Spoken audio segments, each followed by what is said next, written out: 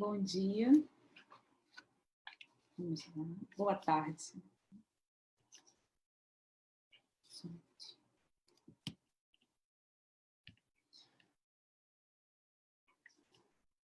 Bom, boa tarde a todos. Bom dia aos colegas do Brasil. Boa tarde aos colegas de Moçambique.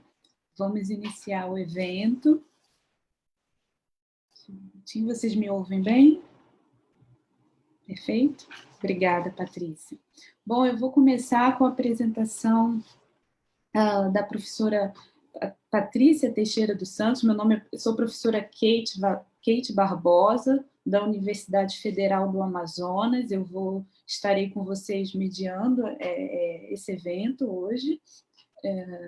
Sou professora de História da África aqui na Universidade Federal do Amazonas, e foi uma grande honra, né, receber o convite de apresentar os colegas, professor Lourenço Macano, professora Patrícia Teixeira.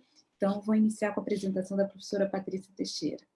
Professora Patrícia Teixeira, de História da África, do Departamento de História da Universidade Federal de São Paulo, pesquisadora e colaboradora do Centro de Investigação Transdisciplinar Cultura, Espaço e Memória, CITSEM, da Universidade do Porto. Professora Patrícia possui graduação em História na Universidade Federal do Rio de Janeiro, mestrado e doutorado em História pela Universidade Federal Fluminense. No doutorado, foi bolsista do programa CAPES da Universidade de Pádua, em 2003. Né? Pós-doutorado em estudos africanos na Universidade de Bordeaux, em 2010. Pós-doutorado também em História da África na Universidade de Pádua, em 2015. Pesquisadora do LAN, né, em Bordeaux também. Entre 2011 e 2015, a professora Patrícia foi membro da coordenação do Grupo Internacional de Pesquisas, Missões e Identidades entre África e Portugal, do Centro de Estudos Africanos da Universidade do Porto, coordenadora do Grupo de Pesquisa Saberes e Prática, Ensino e História da África e do Brasil, em Perspectiva Sul, e além de ser bolsista Produtividade e Desenvolvimento Tecnológico e Extensão no CNPq entre 2012 e 2015.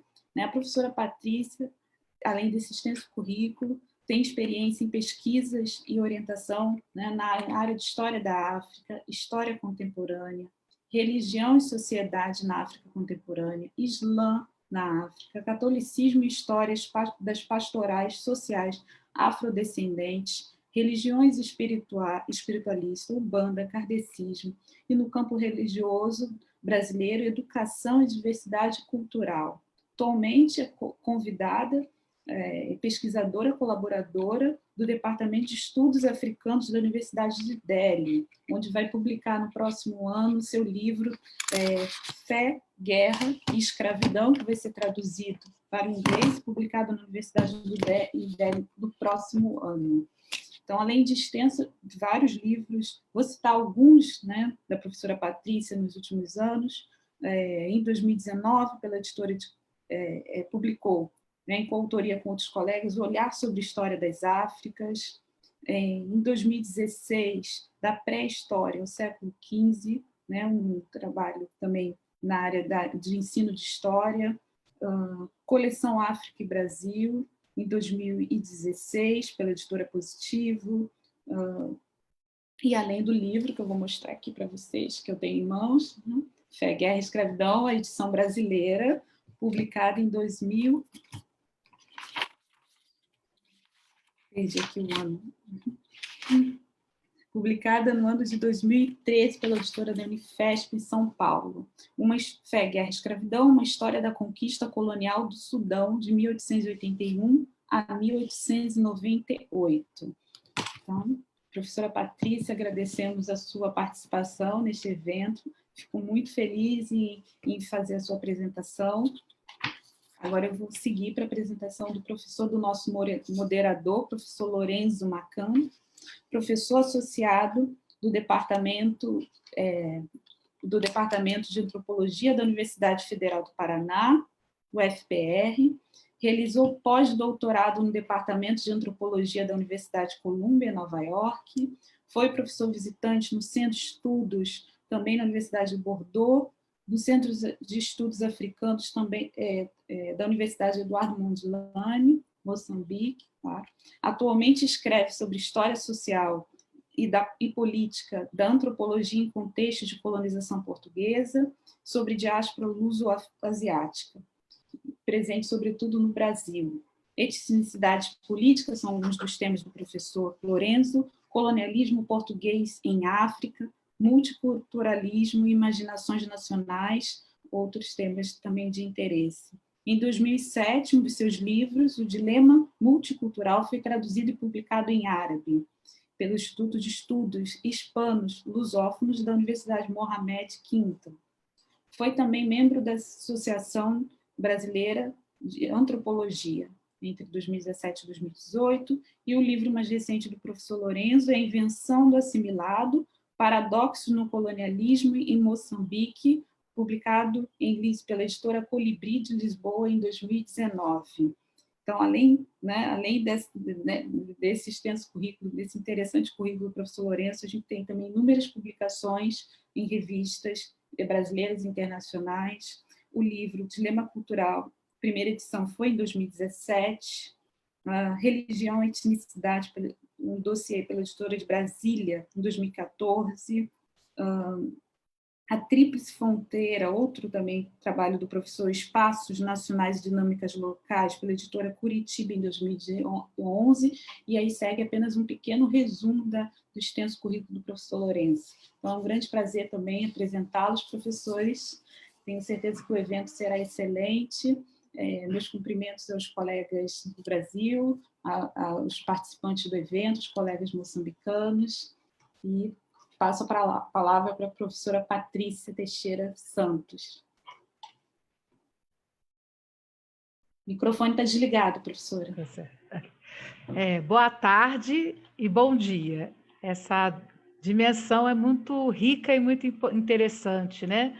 E esse contexto duro da pandemia nos favorece. Por outro lado, fazemos encontros que em outras dinâmicas e anteriores à pandemia seriam muito difíceis de acontecer, né? Então, para mim é uma alegria muito grande poder participar dessa série de conferências que o IES está nos proporcionando. Os efeitos, doutor Sérgio Chava, dos vídeos das conferências estão sendo muito interessantes aqui no Brasil, tanto para o ensino de graduação e pós-graduação nas ciências humanas.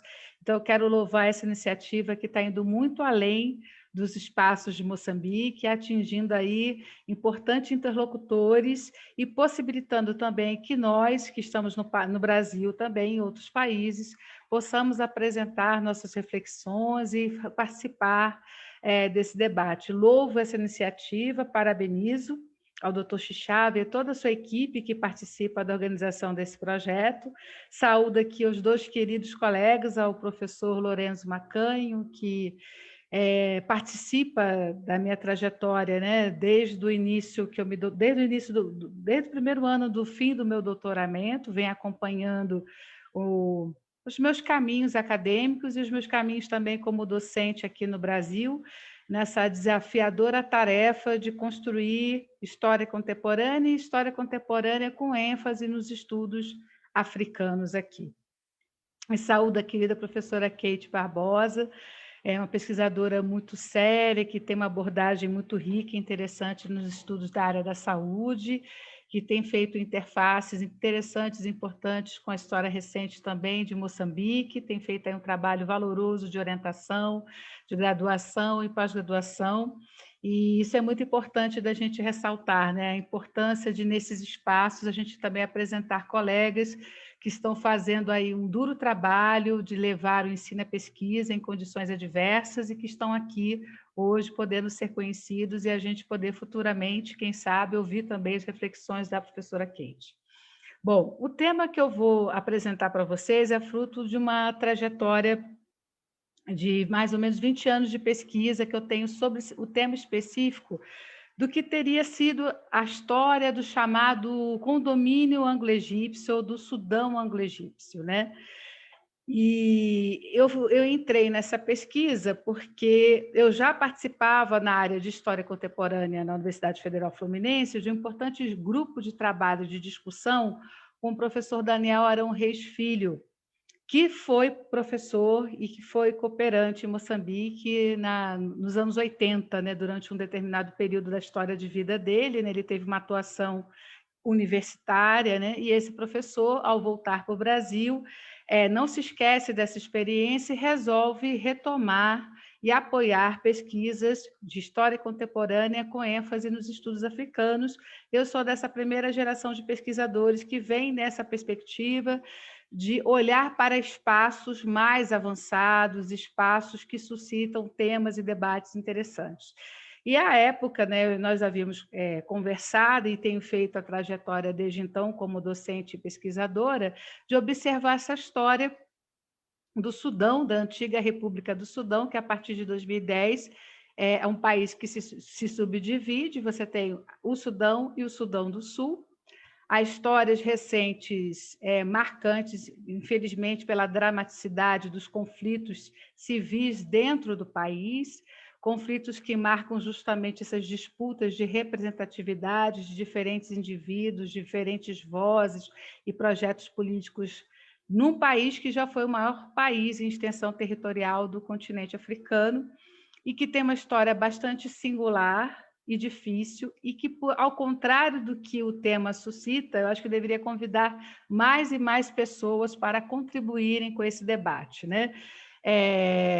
E aí, no meu mestrado, no meu doutorado, eu tive a oportunidade de ter acesso a um conjunto de fontes que se encontravam em arquivos privados. Havia um tabu em cima desses documentos, porque todos os documentos de histórias missionárias, de histórias religiosas que ocorrem em países com conflitos militares e guerras, há todo um cuidado por parte do dono da produção da memória, aí no caso, né, os arquivos do Vaticano, de como vai liberar e de que forma vai liberar essa documentação. E aí, no ano de 2001, quando eu começo o meu doutorado, eu faço a proposição e tenho apoio da Universidade de Pádua para poder ir, não só fazer uma parte do estágio doutoral na Itália, como também de ter acesso à documentação do período da Mardia no Sudão, produzida por missionários, e também toda a troca de correspondências que haviam entre as lideranças muçulmanas sudanesas e autoridades missionárias, relatórios produzidos pelo Foreign Office, que eram direcionadas às autoridades estrangeiras. O Foreign Office era o órgão que cuidava, ele legislava, né, sobre diferentes assuntos e situações desse vasto e multifacetado Império Britânico, né? Então, toda a seção do Sudão, há uma parte interessante da documentação do Fundo Sudão, que estão nesses arquivos ligados a essa rede dos arquivos do Vaticano e aos arquivos privados. Que arquivos privados são esses? São as documentações reunidas nos arquivos das congregações e ordens religiosas que atuaram no antigo Vicariato Apostólico da África Central, que na segunda década do século XIX, a sede desse vicariato apostólico era Khartoum, né? Então, é uma documentação inédita à época que a gente tem acesso, que substancialmente a documentação que eu consegui acessar foram as correspondências dos missionários para o próprio Mardi, e para as autoridades da Santa Sé e para as autoridades cristãs no Cairo, que descreviam o que foram os anos da chamada revolta mardista, ou em árabe, Mardia, que é a história de um grande movimento político iniciado, liderado, né, por comunidades sufis muçulmanas que tinham estreita relação com o comércio de escravizados para o Egito e para o Império Otomano. Dentre essas confrarias se destaca justamente a que era ligada à figura de Mohammed Ahmed, que era um importante comerciante que participava, tinha conhecimento tanto das rotas otomanas e egípcias, e que vai perceber na aproximação do Egito e do Império Otomano com as potências ocidentais da época, no caso a Inglaterra e a França, uma mudança nas formas de relação e nas formas de troca e de estabelecimento de alianças políticas, né? E essa mudança ela era vista como prejudicial na medida que afetava diretamente o comércio de escravizados, porque o Egito vai aceitar a repressão inglesa que é feita no norte da África, e essa repressão entrando a partir do sul do Egito, visando a chegar à região dos Grandes Lagos, em Uganda. Ou seja, seria um imenso processo de repressão à escravidão, e essa repressão afetando diretamente esse circuito econômico das grandes confrarias sufis, que tinham imensas propriedades territoriais, com plantações, com mão de obra escravizada, e que vão encontrar nessa penetração ocidental uma grande barreira. O resultado dessa pesquisa vai se consubstanciar num livro chamado Fé, Guerra e Escravidão, uma história da conquista colonial do Sudão. Por quê? Porque fé, guerra e escravidão é um tema que aparece praticamente na totalidade de todas as correspondências que foram trocadas e nos diários dos chamados prisioneiros de campo, que foram, no caso, os missionários do antigo Instituto das Missões pela Nigrícia, conhecidos atualmente como missionários e missionários combonianos do Coração de Jesus. Foi a primeira grande missão da história dessa congregação. Eles se tornam prisioneiros dentro das áreas mardistas, na medida em que não se abandona a missão no início desse processo político, né, de questionamento a esses acordos do Egito com as autoridades inglesas e francesas. E durante 17 anos, esses missionários permaneceram prisioneiros nas áreas mardistas, e as lideranças dessa comunidade missionária, especialmente o padre Joseph Orwalder, né, que tinha um bom domínio do árabe, se torna um importante interlocutor do Mahdi. Então, a gente tem uma fortuna documental das trocas, das correspondências do Mahdi, das trocas intelectuais que haviam entre essa liderança muçulmana tão importante à história de todo o Sudão, né, tão importante cara à história sudanesa, com esse líder da missão. Esse líder da missão ele vai ser, inclusive, o principal tradutor dessa história toda para o general Wingate, que vai estabelecer o controle britânico no Sudão a partir de 1898, com o fim da história mardista. Né? Então, a gente tem essa ideia de um condomínio anglo-egípcio que começa a se revelar numa perspectiva diferenciada do que a historiografia, a escrita da história sudanesa geralmente apresenta muito do ponto de vista da documentação militar britânica, ou seja, é a partir do chamado incidente Fachoda, que seria o encontro bélico das tropas inglesas e francesas dentro do próprio Sudão, disputando o controle da região, que nessa tensão quase, né, segundo Winston Churchill, a gente tem a Primeira Guerra Mundial começando no Sudão, né?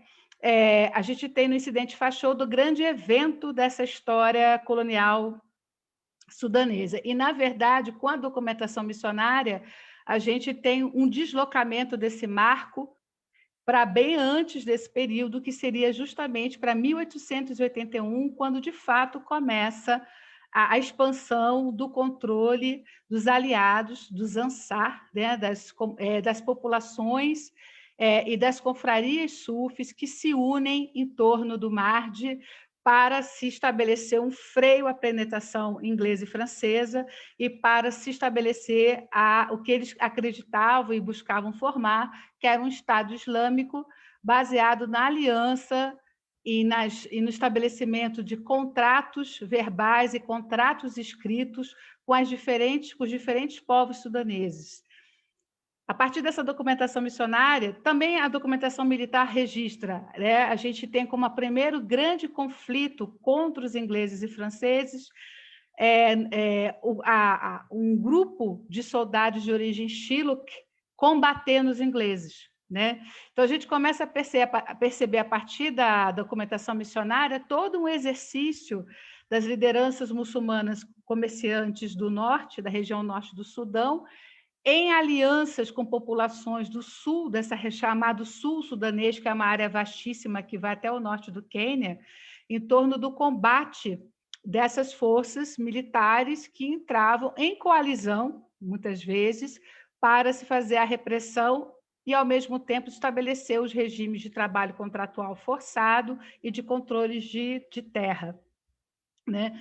Foram 17 anos, essa experiência do Estado mardista, ela vai durar 17 anos, e os missionários, eles têm um papel importantíssimo, inclusive, de ficarem com a guarda dos filhos do Mardi e de dizer aos ingleses, através do padre Joseph Orwalder, o que foi aquele Estado mardista, como era a estrutura econômica do Estado mardista, os parceiros externos e internos, aquela região de África que se encontrava, aquela experiência política do Estado mardista. E é através dos missionários que a gente sabe da imensa importância que a Índia vai ter de apoio e suporte ao Estado mardista. Daí também o interesse que a Universidade de Delhi teve sobre a minha tese, por isso que apoiou e deu suporte para a tradução para o inglês e a publicação por Delhi, né? Essa documentação revela um grande envolvimento dos muçulmanos indianos na história mardista, ajudando, inclusive, a constituir a primeira tipografia no Sudão, que imprimia e enviava as cartas do Mardi, conclamando alianças para a Mardia, para apoiar a Mardia, cartas essas que chegaram até a Nigéria e que foram localizadas na Nigéria, enviadas aos califados e emirados da região que hoje a gente chama de Nigéria, e essas cartas também chegando, voltando para a própria Índia, conclamando também os apoios de mais muçulmanos. Essa história é uma história muito forte, e esse Estado mardista ele vai durar, como eu disse, 17 anos, de 1881 a 1898, e nesse momento aqui da minha apresentação, eu queria parar um minutinho e fazer uma homenagem ao maior pesquisador que eu tive chance de conhecer vivo dessa documentação missionária, que é o padre Camilo Balim, e que, graças a ele, eu consegui, através da intermediação dele, acessar boa parte dessas correspondências privadas, inclusive de situações de cativeiro, né, que ocorreram, e o padre Balim faleceu no ano passado, no Kuwait, né? E aqui eu quero registrar nessa apresentação, na verdade ele já era bispo, né, numa cidade do Kuwait. Eu quero, nessa apresentação, registrar a colaboração intelectual e a parceria historiográfica do Camilo Balim, que fez uma tese também, na mesma época que eu estava fazendo tese, chamada O Cristo e o Mardi, a discussão dessas figuras messiânicas e cristológicas no movimento político sudanês, que a gente convenciona chamar de revolta mardista ou mardia. Ele foi pelo caminho da discussão dessas imagens cristológicas e messiânicas, né, que informavam esse movimento político e de contestação, e eu fui para um outro caminho, que é de entender as construções de relações entre pessoas que eram autoridades do sagrado e que dominavam, partilhavam de uma língua comum, que era o árabe, e que vão fazer essas traduções de experiências e de mundos através da circulação dessas cartas, dos diários e dos jornais que haviam no Estado mardista, né? Essa documentação, parte dessa documentação também é apreendida pelo Foreign Office em 1898, inclusive as bandeiras de cada província do Estado mardista e os símbolos de poder de cada emir que pertencia a esse Estado mardista, tudo está no arquivo do Foreign Office, né? Que é uma pesquisa interessantíssima para se ver futuramente. E aí, a partir desse controle inglês, por que se estabelece o chamado condomínio anglo-egípcio? Porque a história do Sudão está muitíssimo ligada à história do Egito. Não só por parentescos entre lideranças das confrarias, mas também por uma imensa troca religiosa e cultural que existe entre as diferentes confrarias sufis egípcias e sudanesas, né? Além disso, muitos dos emires, já no século XX, sudaneses, eles vão fazer formação na Universidade Al-Azhar, no Sudão, e muito anteriormente à história da chegada dos ingleses nesse espaço também, né? E eu quero também falar que essa região é uma região de uma imensa produção literária, é uma região de produção de hagiografias, de histórias dos grandes sheikhs sufis, dos grandes líderes de confraria. É uma região de tradição poética impecável. Há uma documentação escrita e oral dessa história mardista gigantesca. O Evans Pritchard tenuamente passou perto disso, porque, na verdade, a pesquisa do antropólogo Evans Pritchard estava muito localizada nos chamados distritos sudaneses do Sul, né? Porque Pritchard chega no Sudão já na década de 30, a partir do entendimento, e ele encontra o entendimento administrativo de que os chamados dos departamentos do sul do Sudão seriam aqueles que corresponderiam a uma ideia de uma África pura, uma África sem contato com o islamismo, né? E que o Sudão do Norte, onde tinha as escolas de administração colonial, que tinha a sede do governo geral do Sudão, que tinham as escolas missionárias, que tinham as escolas técnicas, essa região era uma região já arabizada, muito ligada ao Egito, muito ligada ao Império Otomano, então não seria uma região de interesse etnográfico.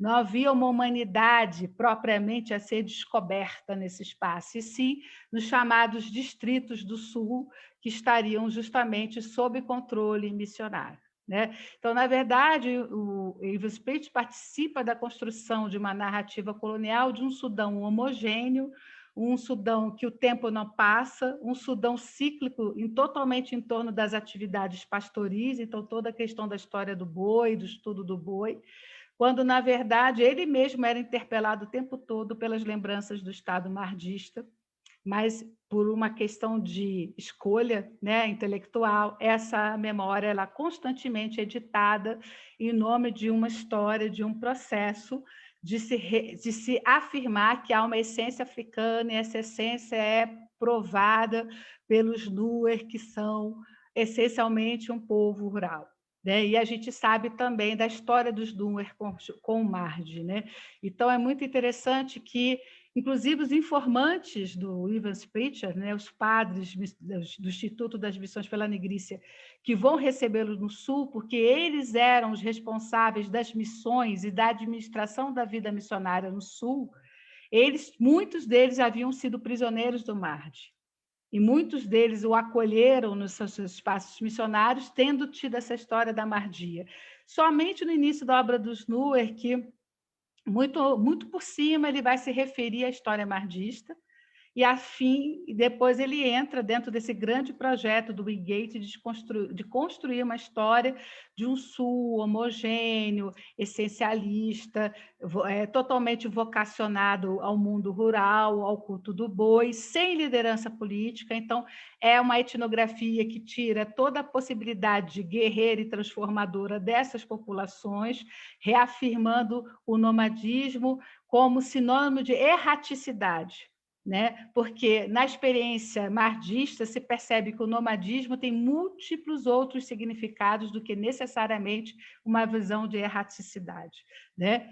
E é importante destacarmos também que a chegada do Evans Pritchard ela ocorre no momento em que, nesses distritos, tanto do norte e do sul, se promove uma ampla campanha de escolarização da mão de obra forçada e de escolarização da mão de obra que trabalhava na produção agrícola e na produção artesanal, no caso do Sul, e das criações das escolas técnicas, da manutenção da Gordon College, que é uma escola que vai se destinar ao ensino superior e à formação em engenharia desde 1903, né?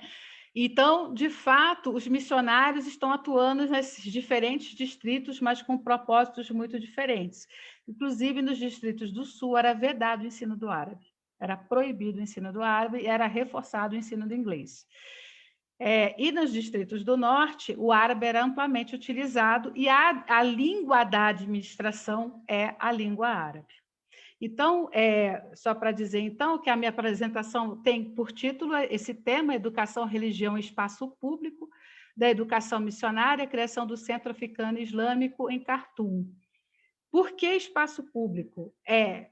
uma perspectiva de pesquisa que eu partilho e que eu acredito muito nela, e que o padre Balim também acreditava, e que o professor Richard Loban Jr. também vai nessa direção, e que outros pesquisadores também que trabalham com a história sudanesa vão nessa direção, por exemplo, a Iná Ahmed, que foi pesquisadora também, é sudanesa, mas também foi pesquisadora lá em Bordeaux, é de que o espaço público nessa experiência ela é criada necessariamente descolada da ideia de cidadania e descolada da ideia de Estado laico e descolada da ideia de um Estado com cidadãos.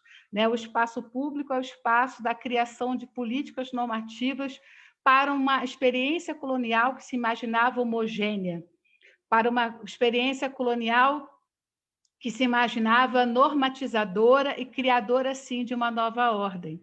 Né? E que todos esses diferentes indivíduos estariam hierarquizadamente inseridos nas diferentes instâncias de produção e de reprodução da administração e dessa ordem colonial. Né? Então, a gente pode avançar, professora Kate, próximo slide. Só para vocês perceberem, né, aí nesse mapa foi um trabalho também feito por Mário Tisternino, que já é falecido já há uns 5 anos atrás. Ele percebeu que, para se entender a história de Uganda na segunda metade do século XIX, era forçoso olhar para a história do Sudão Mardista. E ele construiu e propôs fazer esse mapa das 2 principais cidades que marcam essa história do chamado Sudão Mardista e que vão continuar sendo cidades muito importantes no Sudão anglo-egípcio, tendo repercussões na vida e na administração do protetorado ugandense. Né? Isso que é muito interessante, especialmente no norte de Uganda, que fazia parte, uma parte dessa região, do chamado antigo Estado Mardista. Né? Então, Khartoum é fundado em 1824, muito antes da experiência mardista. É estabelecido em Khartoum os consulados dos países apoiadores do Egito, e do Egito Khedival, que buscava encontrar uma autonomia em relação ao Império Otomano, e Omdurmã é a cidade sagrada da Mahdi, é a cidade que tem o túmulo do Mahdi, né, que está ali o coração do culto ao Mahdi. É uma cidade de peregrinação, é uma cidade extremamente importante, e vai ser, em Omdurmã, a criação do Centro Islâmico Africano, devido a toda uma tradição também de circulação de saberes, de ensinamentos da lei islâmica, de vivência da vida religiosa sufi, que passam a ocorrer nesse espaço de Omdurmã. Né? Peregrinar a Omdurmã também passa a fazer parte dos circuitos do Hajj em direção à Meca. Então, também ir a Omdurmã, ou passar, como já era tradicional, passar por Timbuktu, são etapas importantes da preparação do grande Hajj. Né? Passa a fazer parte, até hoje, Omdurmã, desde os anos mardistas, faz parte dessas cidades sagradas que podem compor o roteiro de um peregrino em direção à Meca, que vai fazer sua peregrinação, a sua busca espiritual nesse local. Omdurmã também, devido à sua importância religiosa, é também uma cidade historicamente importante, é uma cidade de reivindicação de memórias, né? Tanto da ideia de que o Estado sudanês teria nascido a partir de Omdurmã, ou o Estado sudanês surge a partir do fim do mandato colonial e do fim da presença britânica e egípcia, em 1954, mas Omdurmã é o símbolo espiritual desse Sudão, dos anos mardistas, que teria sido, teoricamente, um primeiro projeto de unidade política desse espaço tão multifacetado, que é o espaço, tanto hoje do Sudão do Norte quanto do Sudão do Sul. Pode avançar, professora Kate.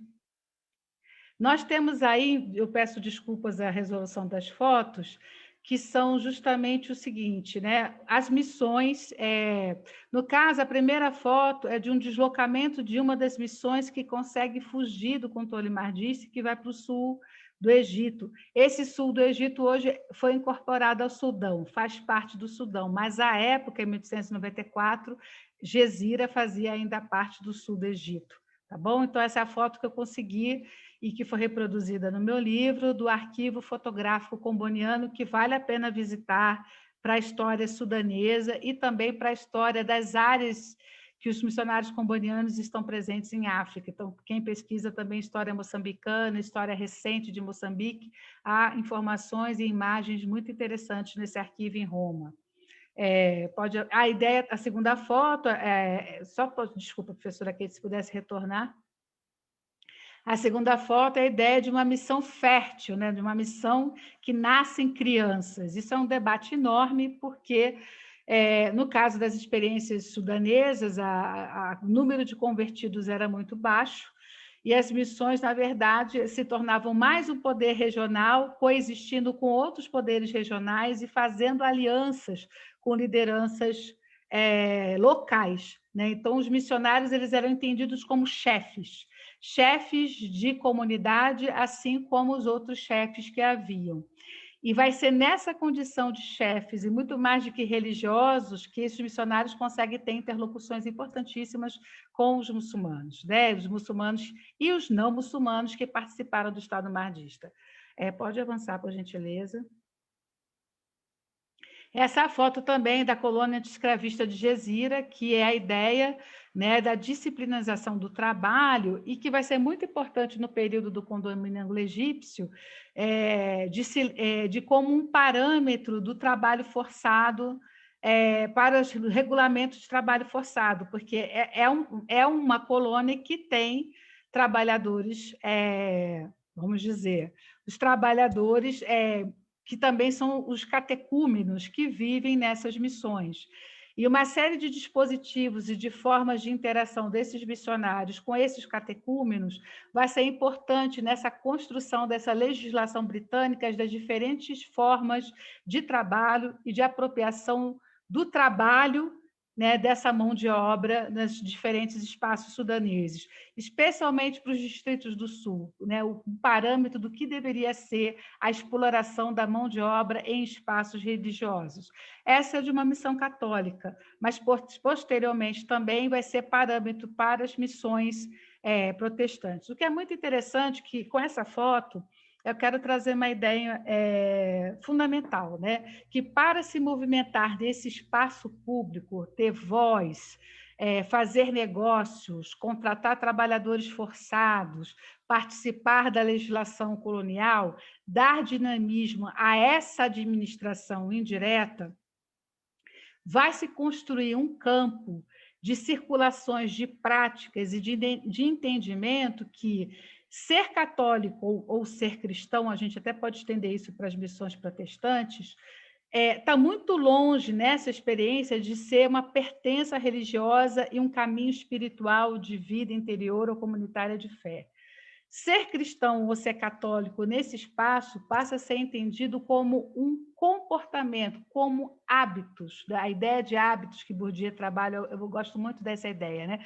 Como uma performance, como um comportamento de acesso, né, a políticas, de acesso a leis favoráveis, de acessos de permissões para enviar filhos para estudar para o exterior, de acessos para participar da vida religiosa muçulmana em outros espaços e de acessos dentro do próprio Império Britânico, né? Então, é interessantíssimo que os primeiros 50 anos da administração, né? Os primeiros 50 anos, os 50 anos que marcaram a administração anglo-egípcia, ser cristão, ter modos cristãos, saber as línguas ocidentais, aprender árabe nas missões cristãs, era uma garantia de que aquela pessoa tinha acessado a um nível de excelência de educação que poderia dar liberdade para essa pessoa ser integrada ao quadro colonial, ser o administrador regional, ou, não estando em nenhuma dessas duas situações, poder circular. Então, isso é muito interessante. Esse espaço anglo-egípcio é de intensa circulação de pessoas, né? E ser cristão aí é uma exterioridade importante, forma parte, de fato, dessa ideia de hábitos, de uma performance, de um comportamento aceitável para se atuar, ser uma voz política importante para viver a vida desse espaço, para viver em Khartoum, para atuar em Khartoum, para poder fazer o Hajj, para poder fazer comércio com outros estados árabes que também passavam por processos coloniais e, sobretudo, para poder circular dentro desse espaço do Império Britânico. A gente tem, então, circulações de quadros de administrativos sudaneses que vão para o Quênia, que vão para a Uganda trabalhar e que retornam a Khartoum e que vão para o Cairo. Então, a gente tem uma imensa mobilidade de pessoas que são autorizadas para isso ao passar, sim, pelas instituições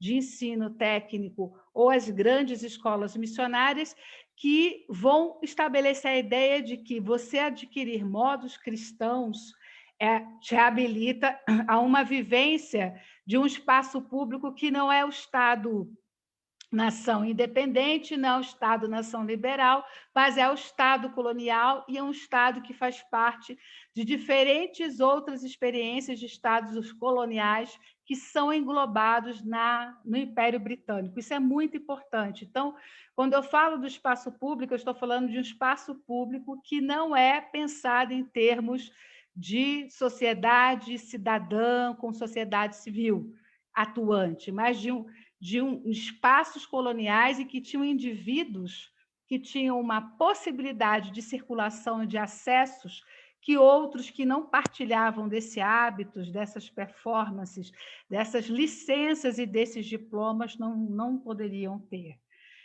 E a disputa que a gente vai ver no fim do mandato colonial e, sobretudo, na retirada da administração britânica em 54, é justamente isso. Que outra possibilidade vai se colocar no lugar de se formar pessoas que poderiam circular dentro do Sudão, da região e em outros espaços que não fossem esses hábitos cristãos. E aí é o momento, né, em que essas elites sudanesas que participam da continuidade do Sudão, desse Sudão não colonial, essas elites elas se deparam com os projetos ligados à fraternidade muçulmana, mas também com projetos locais que buscavam envolver as antigas confrarias sufis e as redes de solidariedade dessas confrarias sufis para se criarem escolas que formassem indivíduos com hábitos muçulmanos, mas hábitos muçulmanos diferentes, hábitos muçulmanos internacionalizados, embasados nos princípios de construção de pensamento, de entendimento, de educação, formulados pelos irmãos muçulmanos, por um lado, e, por outro lado, a apropriação da construção de uma imagem pública e política de ser árabe aprendida pelo pan-arabismo. E tendo no Nasser exemplo de um governante, de uma figura pública que conseguiu criar uma espacialidade para ele e de circulação dele dentro dessa espacialidade. A ideia de uma Liga Árabe, né? Então, a gente tem no Sudão a influência desse pan-arabismo na formação da performance dessa nova liderança do Sudão independente, né, que deveria circular pelos espaços. Mas que espaços esses? A da Liga Árabe, né, a da União Africana, os espaços, os antigos tradicionais espaços religiosos, mas um Islã que passa pela educação, pela alfabetização, pelo desenvolvimento também de hábitos chamados tradicionais e hábitos ocidentalizados, que habilitaria essas lideranças a falarem com a ONU e estarem no Hajj, a atuarem na política egípcia, a atuarem na política sudanesa, a lidarem com os antigos distritos do Sul, sem se fazer a inclusão política das chefias e das lideranças das populações do Sul nessa nova política, mantendo as divisões distritais que eles herdaram da administração anglo-egípcia. Ok, pessoal? Vamos só avançando, então, professora Kate.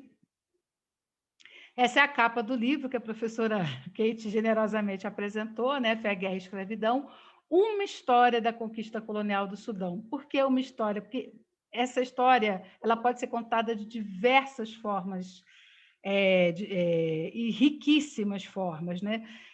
Como disse o professor Richard Loban, que fez o prefácio da segunda edição em inglês, né? Essa história é uma das histórias mais longas, que eu já contei uma parte, que a Patrícia está contando uma parte, que tantas outras pessoas vão contar N partes diferentes, né? A gente tem um colega lá da Universidade dele que faz esse estudo que eu faço partindo só da documentação de Bombaim, dos muçulmanos da antiga Bombaim, que faziam comércio com os margistas.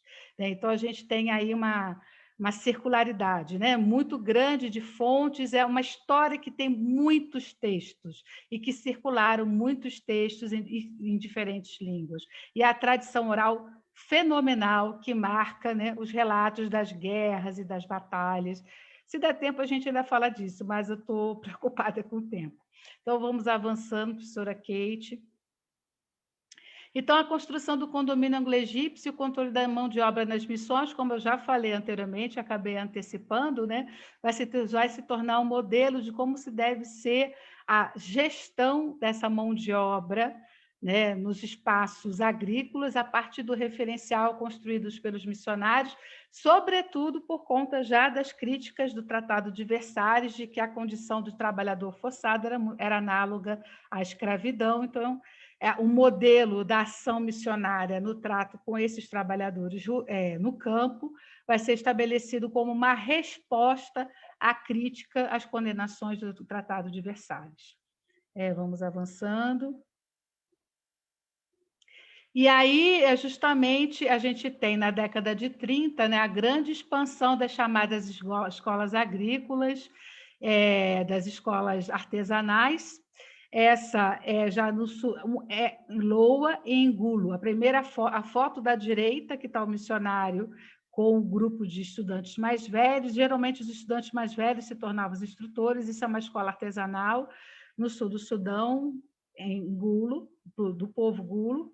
E essa é uma outra escola agrícola, tá? Para os alunos que eram da escola de Loa, também no sul do Sudão. Isso aí são fotos dos distritos do sul. Pode avançar, professora.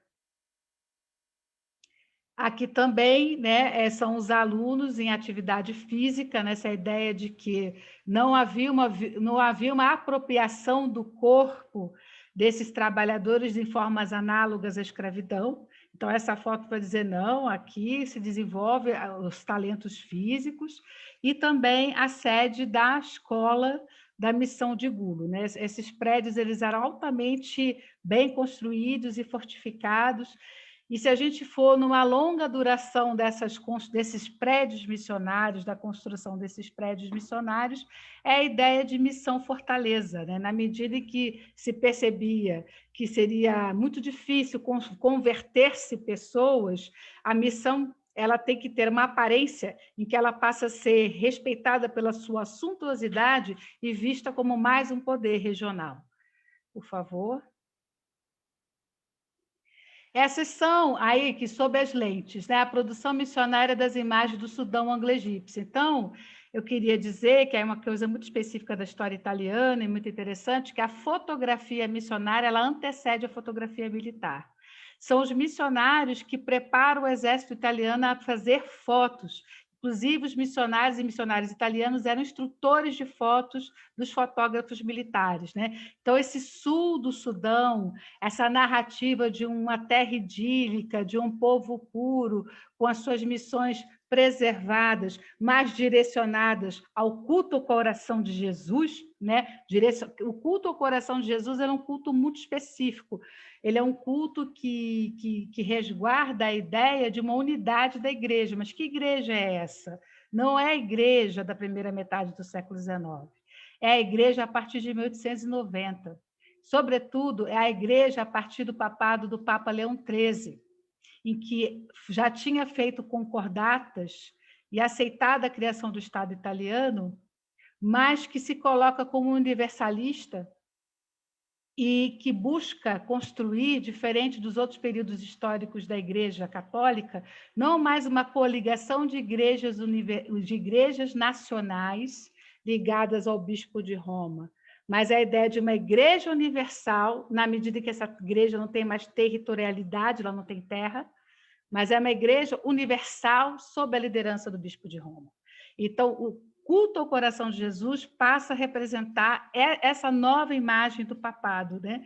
Então, essa sequência de revistas que eu coloquei aí é proposital para mostrar, né, o trabalho dos carregadores, que é muito importante, e tem teses fabulosas sobre o estudo das redes de carregadores. Inclusive, eu participei da banca de uma dessas pesquisadoras, da Eliane Ribeiro, que faz os estudos sobre os carregadores, no caso da experiência de Angola.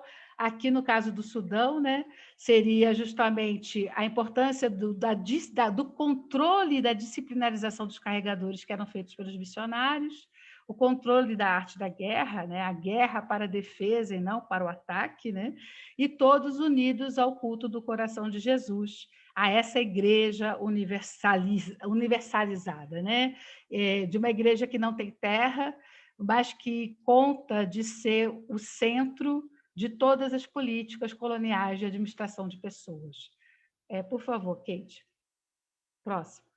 E aqui, o que eu falo, elite muçulmana de hábitos cristãos, né? Então, a gente tem, na primeira foto, vocês vão ver um rapaz, um homem mais velho, com um longo turbante, com um tarbusco, né? Com um tarbusco e também com uma cimitarra que ele herda da família, e que ele mostra ao seu filho, que estuda no Combone College, na Escola Técnica dos Missionários, a herança, mas é uma herança que é ele, que está sendo educado pela escola missionária, vai dar o melhor fim a essa cimitarra do que a geração anterior.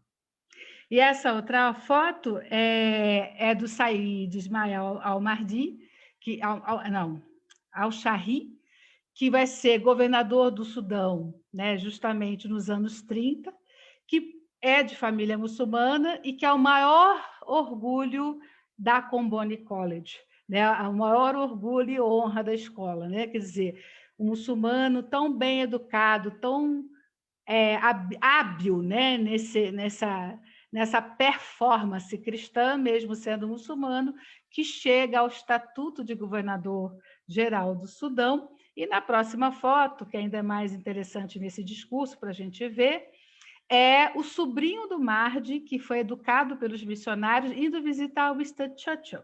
E os missionários, muito orgulhosos, dizendo: veja os belos hábitos e modos, né, do Abdel al-Mahdi na visita ao nosso Winston Churchill, né? Então, ao nosso primeiro-ministro. Então, nessa ideia de que, se você for muçulmano, mas passar pela educação missionária, você até pode visitar Winston Churchill e tomar um chá com ele, né? Então, isso é muito forte. Então, vamos avançar. E aí, ainda hoje, o Combone College, né, se vocês verem a primeira foto, é uma escola britânica, toda, né, desde das cores, e também, não deu tempo de eu colocar aqui as imagens das salas de aula, das atividades, mas é uma escola impecável, né, de formação de quadros administrativos extremamente importante. E a outra foto é a localização do prédio, né, na Khartoum contemporânea, né? Importante, é um prédio de referência na cidade, né, de Khartoum. Por favor. E o que eu coloco é justamente essa discussão que vai ser muito importante nos anos 60. E eu vou falar, eu não sei quanto tempo eu tenho ainda, gente, eu queria consultá-los.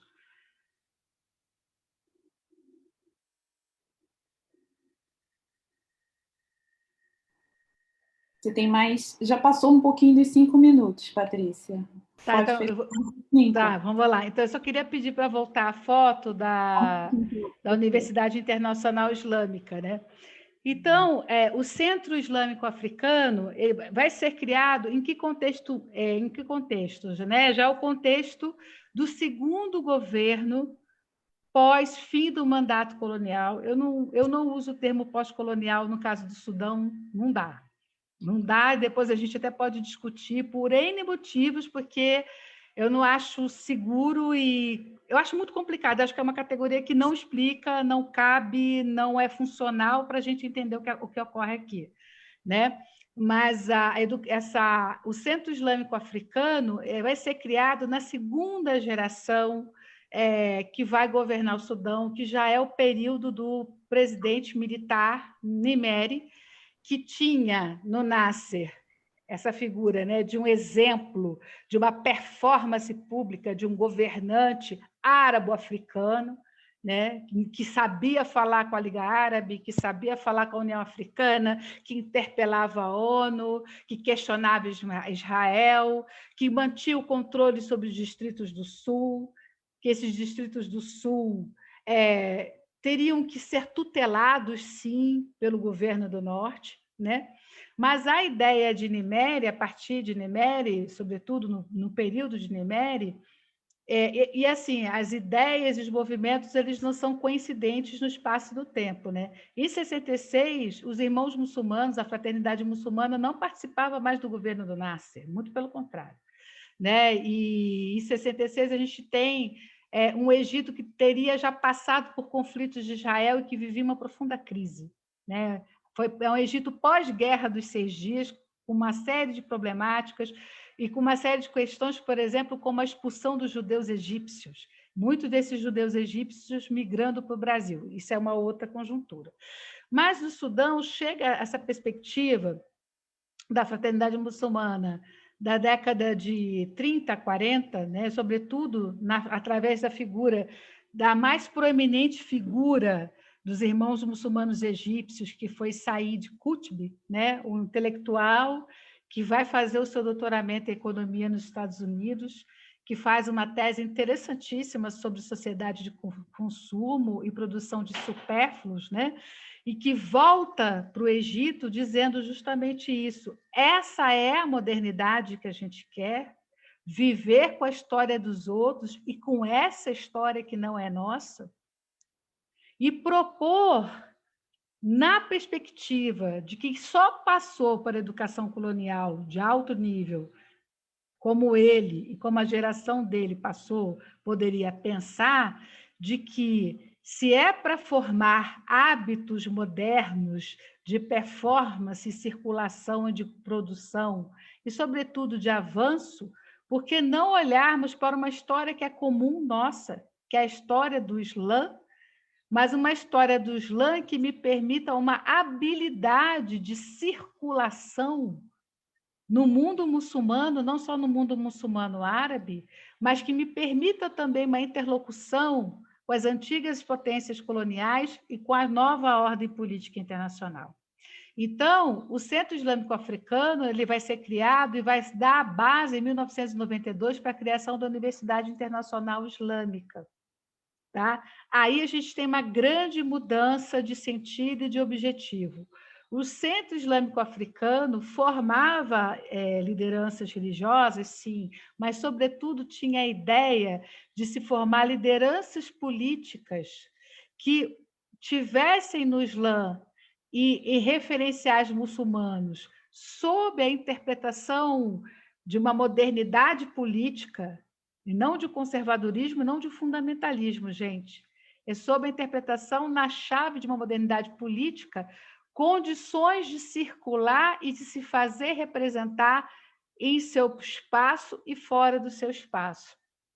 A Universidade Internacional Islâmica, em 92, ainda está ligada a esse objetivo, mas ela está também ligada à ideia e uma outra visão do Islã, que é o Islã político.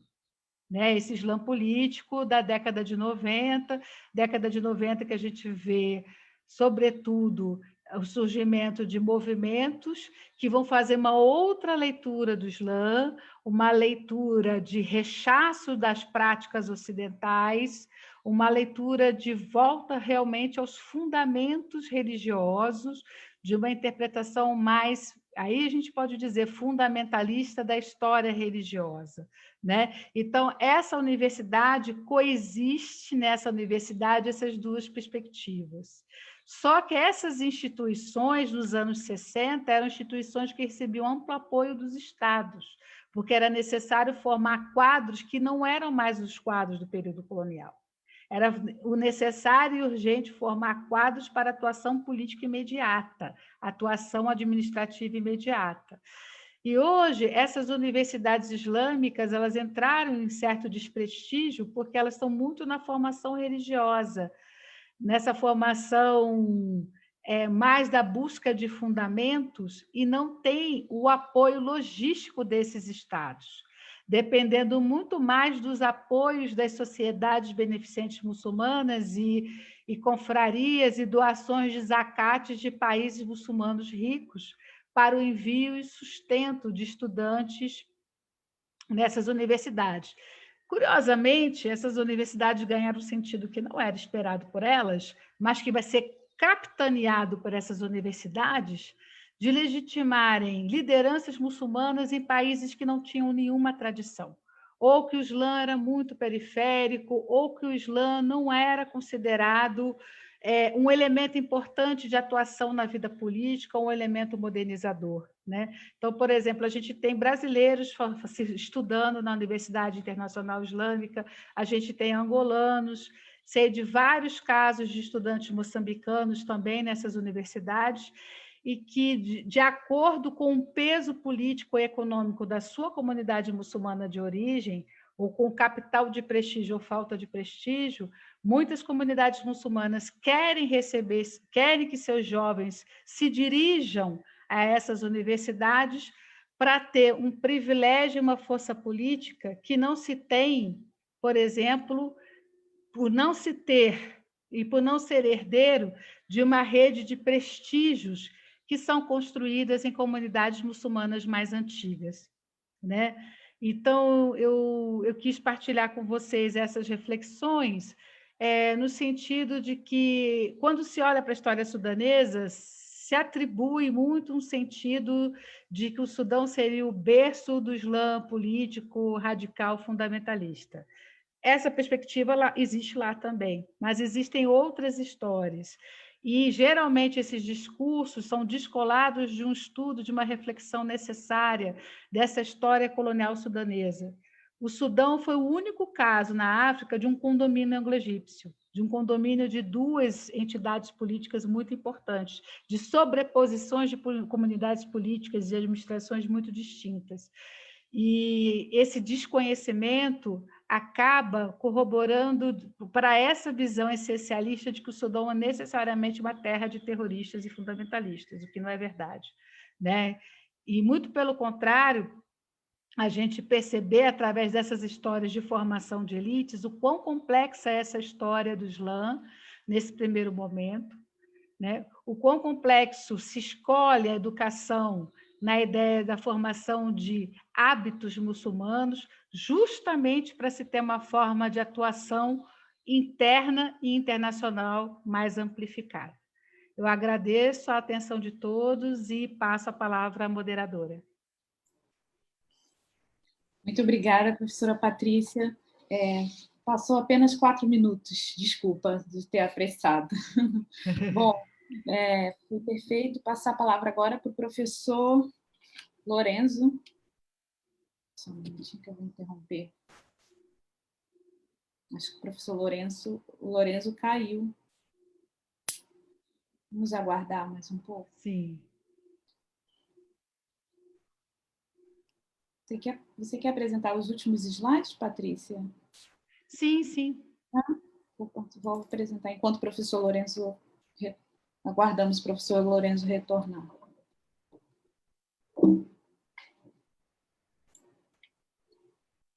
Bom, essa aí é uma foto que eu peguei da internet, né? Só para vocês terem ideia desse site, para vocês terem uma ideia da beleza desse prédio, né? Dessa universidade, que é uma universidade mista, né? E que ainda recebe estudantes tanto para as disciplinas da área acadêmica, né? Para formação e qualificação acadêmica, quanto também para a formação dos estudos jurídicos e religiosos no Islã.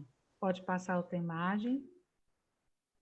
E essa é uma história muito interessante, né, dessa estudante da Gâmbia que se forma em medicina na Universidade Internacional Islâmica, né, e que compartilha nesse site aí a história dela, né?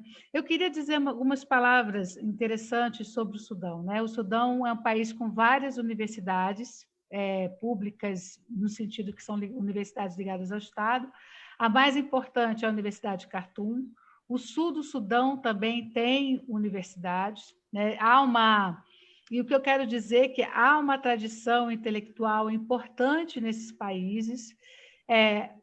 Apesar muitas vezes, desse ensino circular entre elites, né, há uma valorização e o prestígio da vida intelectual importante, né?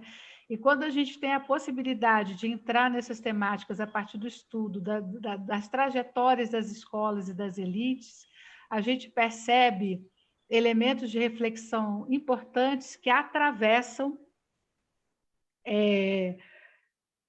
marcos, às vezes, interpretativos que empobrecem a análise de países que são sempre muito deficitários, infelizmente. Ok, muito obrigada. Obrigada, sim. Empobrece a visão desses países que são sempre demarcados e analisados pelo que eles deram de errado, né? E isso, por exemplo, marca, por exemplo, quando a gente vai fazer os estudos sobre diversas nações africanas e da Ásia nos anos 90 do século XX. Os estados falidos africanos e asiáticos, né? E, na verdade, é sempre essa ideia de que você estuda, se faz os estudos sobre isso pelo que se falhou e pelo que não se consolidou. E não se faz os estudos pelo que são. O que são, portanto, essas experiências cotidianas, o que são essas relações, o que são essas entidades políticas, né? O que são essas sociedades que a gente analisa, né? Porque analisar só pelo que não é... Olá, Lorenzo. Aí a grande pergunta, mas o que são essas sociedades, né? Então, minha modesta contribuição, né, nesse sentido é da gente olhar por esse pequeno recorte da história sudanesa que é tão rica e tão interessante, tão importante para a gente entender muitos aspectos da geopolítica africana de um sentido mais amplificado do que a gente conhece normalmente. Então, eu agradeço muito essa oportunidade, agradeço a audiência de todos que estão aqui até esse momento, né, que resolveram dedicar esse espaço da manhã aqui. Agradeço demais ao IESE pela oportunidade de poder fazer compartilhar essas ideias. E agora a palavra é com o professor Lorenzo Macanho, que retornou. Professor Lorenzo, pode começar. Ok, obrigado. Mas agora, nesses últimos 5 minutos, o meu computador congelou, não sei porquê, acho que não foi a internet, não? Por algum motivo, talvez a questão do antivírus. Mas, enfim, retornamos. Boa tarde para os colegas de Moçambique, bom dia para os colegas e amigos de Brasil. Mais um seminário, um webinário do IES, é um prazer estar aqui, um prazer estar com a professora Patrícia e a professora Kate. E eu gostaria de agradecer também, claro, aos colegas do IES, mais uma vez, e a professora Patrícia Teixeira Santos, por este convite. E obrigado, professora Kate Barbosa, pela simpática apresentação do início.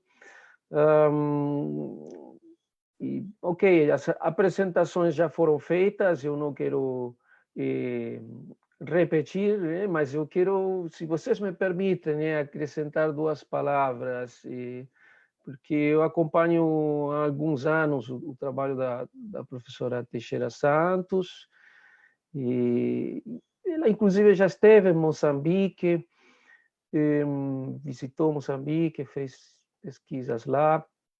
Alguns colegas lá conhecem, outros colegas moçambicanos talvez não a conheçam.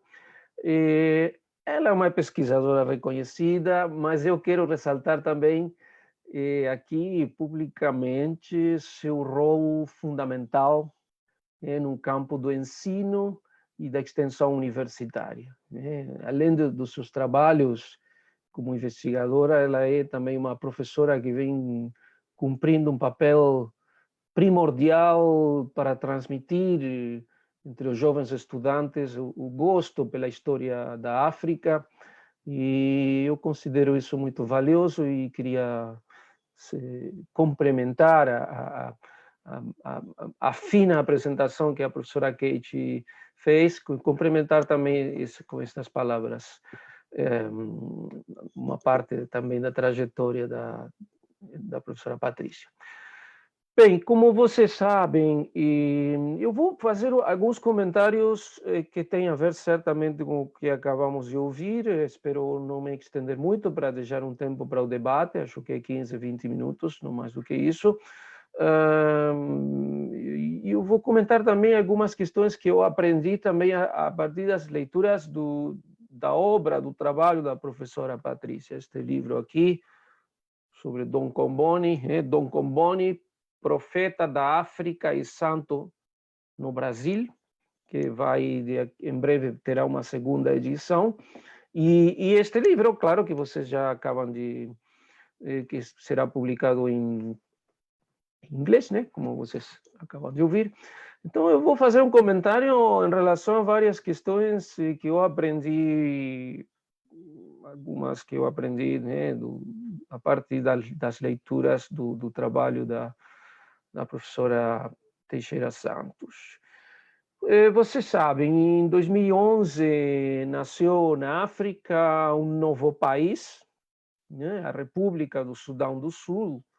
Ou seja, naquele ano, depois de um longuíssimo período de disputas e guerras, o Sudão do Sul se tornou independente do Sudão do Norte, né? Historicamente, o Norte foi e continua sendo predominantemente muçulmano, enquanto o Sul foi mais influenciado pelo cristianismo. Essa clivagem se construiu a partir de uma longuíssima história e, como acabamos de assistir aqui, o trabalho da professora Patrícia nos ajuda a entender os meandros dessa divisão. Para muitos de nós e para os colegas moçambicanos também, as questões que acabam de ser apresentadas são importantes porque, entre outras coisas, contribuem para pensar sobre as singularidades de um país, né, a República do Sudão, que tem sido o destino de muitos estudantes moçambicanos muçulmanos. Okay? Eu não sou historiador, sou antropólogo, e considero que o trabalho da nossa colega é também revelador e instigante para os antropólogos. E a professora Patrícia falou bastante, um pouquinho, né, a respeito da passagem de Evans Pritchard nessa região, ou seja, sobretudo a região do sul do Sudão, que foi terreno de pesquisa não só de Evans Pritchard, sino de muitos antropólogos, majoritariamente britânicos, entre as décadas de 1920 e 1940. Sobre o papel dos missionários, há um elemento que eu gostaria de salientar e que consiste na importância de situar a educação missionária no contexto das lutas anti-escravagistas, né, da segunda metade do século XIX. Outro aspecto que considero importante e que está presente também na abordagem que acabamos de ouvir é a necessidade de pensar para além das simples fronteiras imperiais e nacionais, pois justamente a chegada dos missionários à África se situa em um contexto de profundas reconfigurações nacionais. Ou seja, no momento de reelaboração das novas lealdades regionais e nacionais erigidas sobre os escombros, por assim dizer, dos antigos impérios, dos impérios dinásticos europeus, e do próprio Império Otomano, mais tarde. Portanto, sobre essa fragmentação se constrói uma nova ordem, um novo tabuleiro territorial e uma gramática que dará lugar às novas nações. O trabalho da professora Patrícia também salienta um pouco aquilo que foi a corrida evangelizadora e missionária, apoiada pelos papas Leão XIII, como ela mencionou, Leão XIII, Pio IX também, e alimentada também pelos desafios programáticos oriundos do Concílio Vaticano I. Por falar de nacionalidades e de novas reconfigurações imperiais, o próprio missionário Comboni, né, Dom Comboni, um protagonista central aqui, nasceu em uma localidade da atual Lombardia, né, na Itália. Hoje é parte da Itália, mas na altura de seu nascimento, essa localidade estava sob o domínio austríaco. Então, as fronteiras internas da Europa estavam em plena transformação. Fazendo aqui uma evocação comparativa, digamos assim, que a Europa estava tentando resolver seus próprios tribalismos. Não é? E essa instabilidade de identidades nacionais e imperiais explica o fato de que o empreendimento de Dom Comboni e dos institutos missionários de Verona tenham sido apoiados pelo Império Austríaco e também por membros da nobreza francesa, italiana e alemã. Portanto,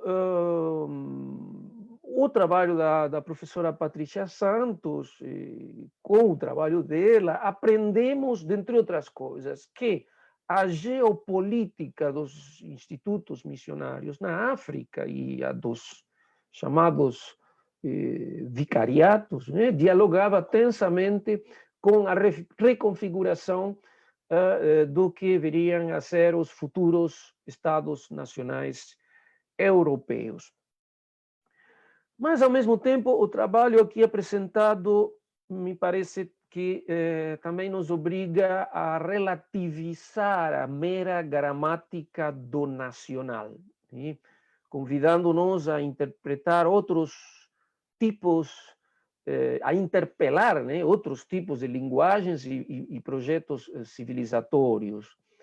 E eu diria que também estamos em fase da expansão não apenas de simples soberanias territoriais, mas, sobretudo, de uma dimensão apostólica e profética que buscava enfrentar as empreitadas da laicização, justamente num período em que a França, sobretudo, era cenário das mobilizações operárias e camponesas. Não temos que esquecer as grandes revoluções de 1848 na Europa em geral e na França, sobretudo, e na altura em que o espectro do comunismo, né, como diz o manifesto comunista, né, assombrava a Europa.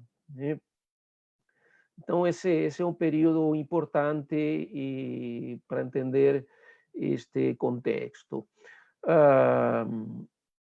E, aliás, um momento também no qual o Papa Pio IX funda o Pontifício Seminário dos Santos Apóstolos Pedro e Paulo, né, para as missões exteriores.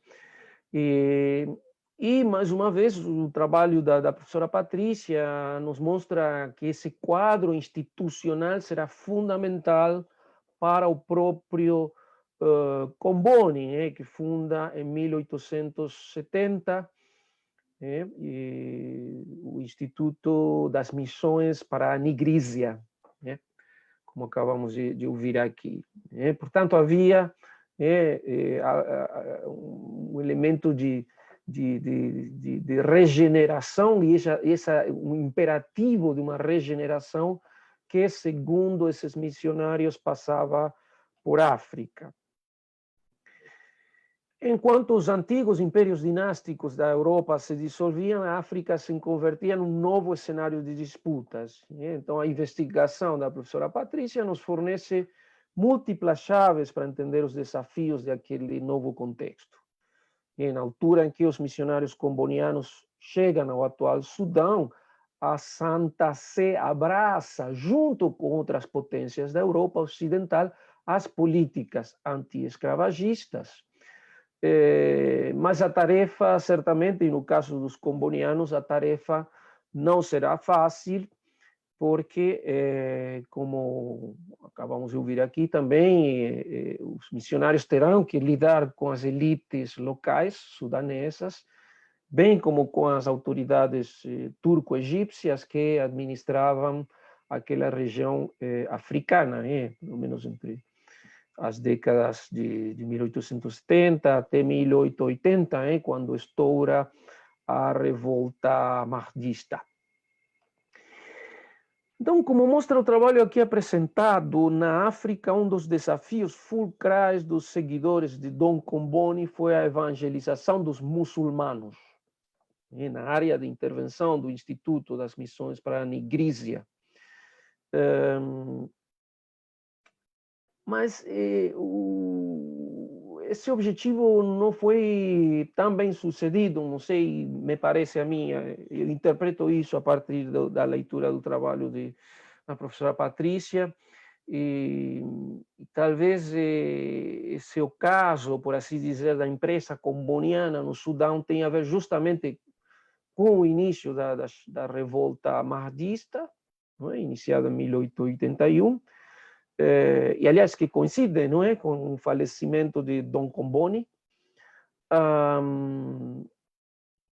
Enfim, bom, durante o Estado mahdista, que vai até 1898, a congregação tinha sido a principal interlocutora dos muçulmanos, e o trabalho aqui mostra bem de que, inclusive depois do conflito, os missionários digamos, herdam o espaço institucional da Mahdia, né? E quando os mahdistas são derrotados e se instaura o chamado condomínio anglo-egípcio, os missionários são obrigados a abrir mão da evangelização dos muçulmanos, se concentrando apenas no sul do Sudão. Isso também ficou claro, e justamente essa região do sul do Sudão foi a que, como comentei inicialmente, se tornou independente em 2011. Lembremos também que o condomínio anglo-egípcio se estende ao longo do período que se inicia por volta de 1899, não é? 1898 até 1930 aproximadamente, e foi a região justamente onde o famoso antropólogo britânico Evans Pritchard realizou seu trabalho de campo entre finais dos anos 20 e início dos anos 30. Era uma época na qual os britânicos estavam tentando consolidar a administração colonial, e também a partir de 1924, acho que isso é fundamental, os britânicos começam a implementar o chamado governo indireto, né? O indirect rule, que caracteriza o modo de governação da administração colonial, sobretudo do lado britânico. Mas 1924 também é uma data importante porque coincide com o fim do califado na Turquia e, portanto, o fim do Império Otomano.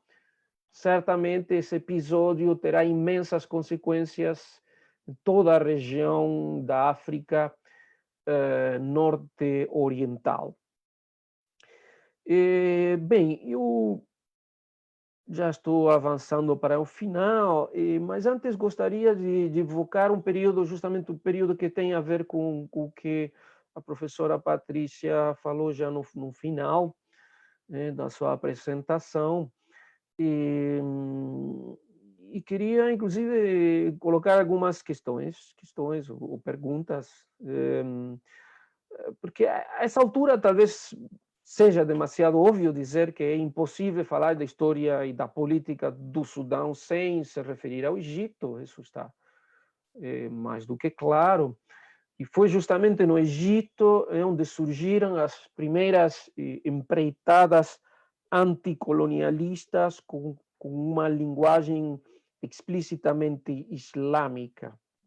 Me refiro, sobretudo, ao papel que teve a chamada Irmandade Muçulmana, ou os Irmãos Muçulmanos, já mencionados aqui também por Patrícia.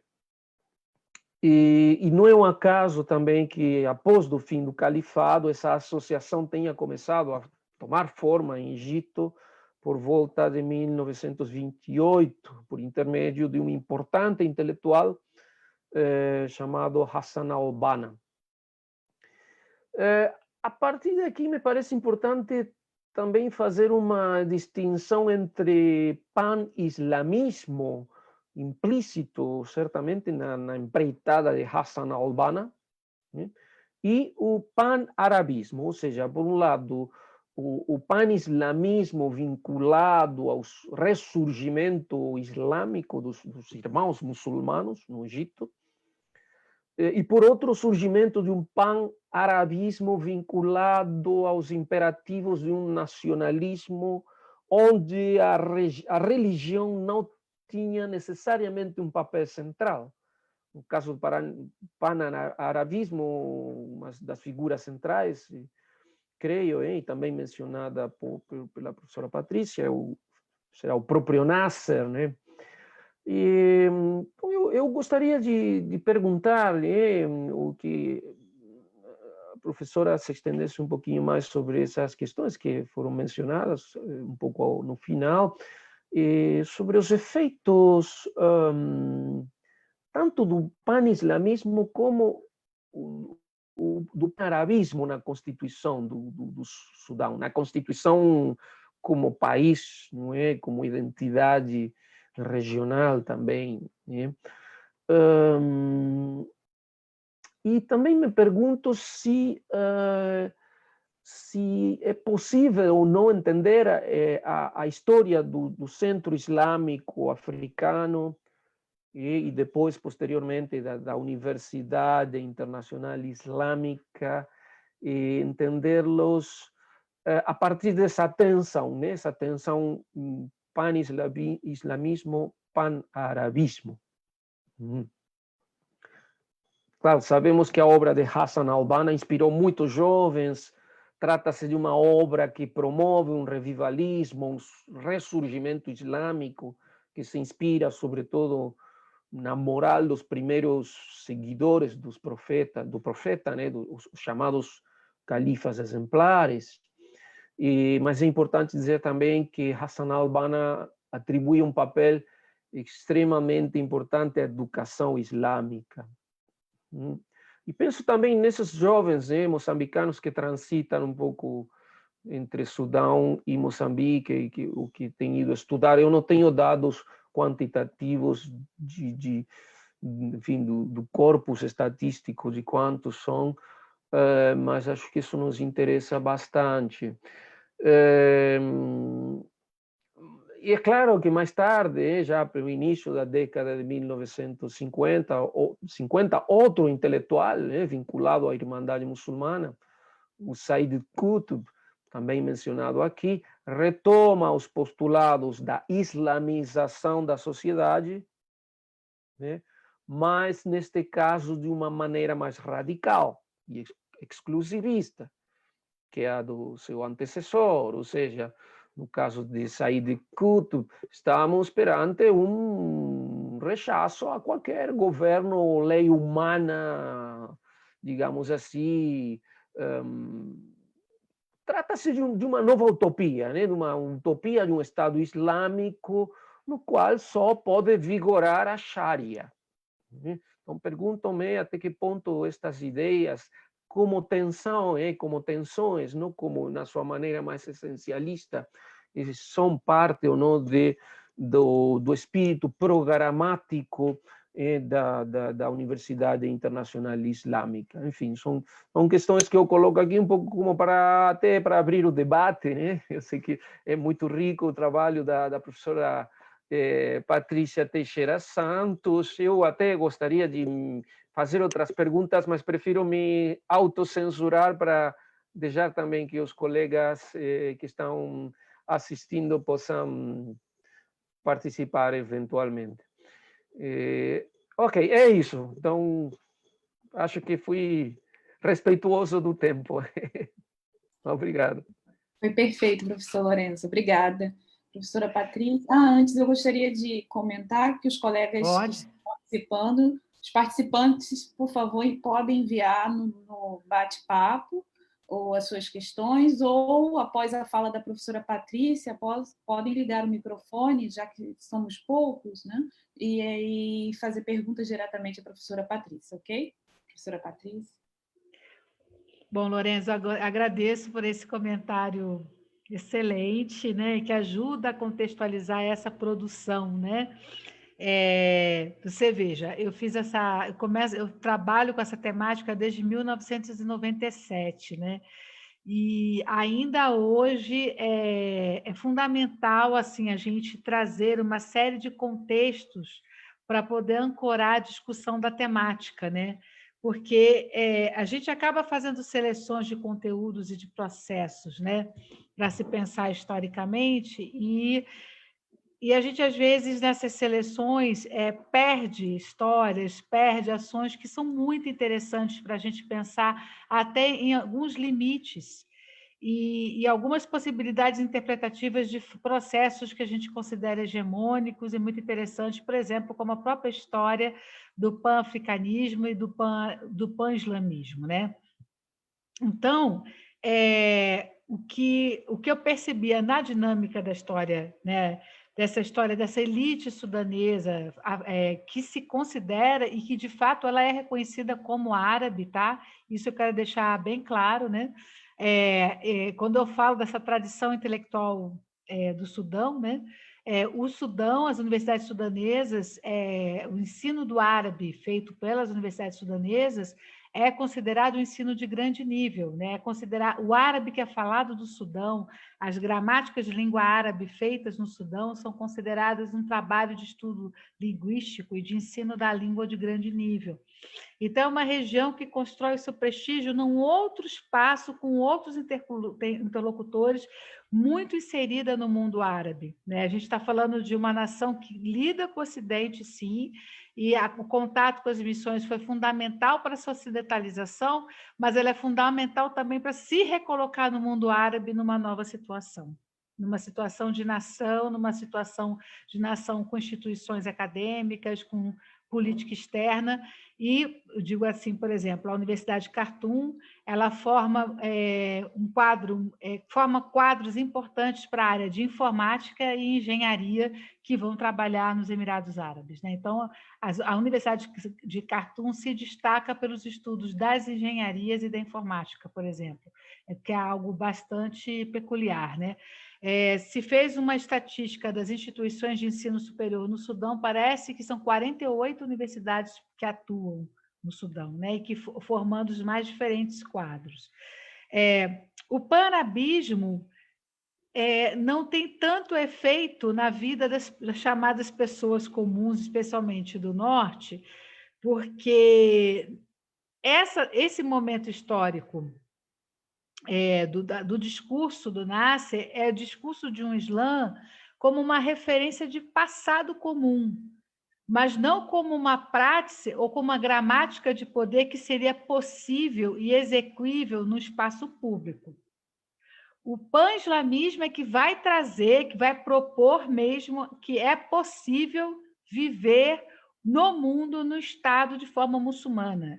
Que há a Sharia, que é toda essa jurisprudência muçulmana, a própria história do Islã, a história da governança dos califas exemplares, que podem embasar uma vida pública, uma exterioridade pública de experiência do Islã que se contraporia ao socialismo e ao capitalismo. Há uma obra de Said Qutb que foi amplamente traduzida, inclusive para o português, e enviada para as sociedades beneficentes praticamente do mundo inteiro, do Said Qutb, que fala o Islã como opção ao socialismo e ao capitalismo.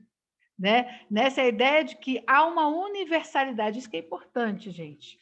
Não é a ideia de que as pessoas elas têm que ser muçulmanas à força, no sentido de que se impõe...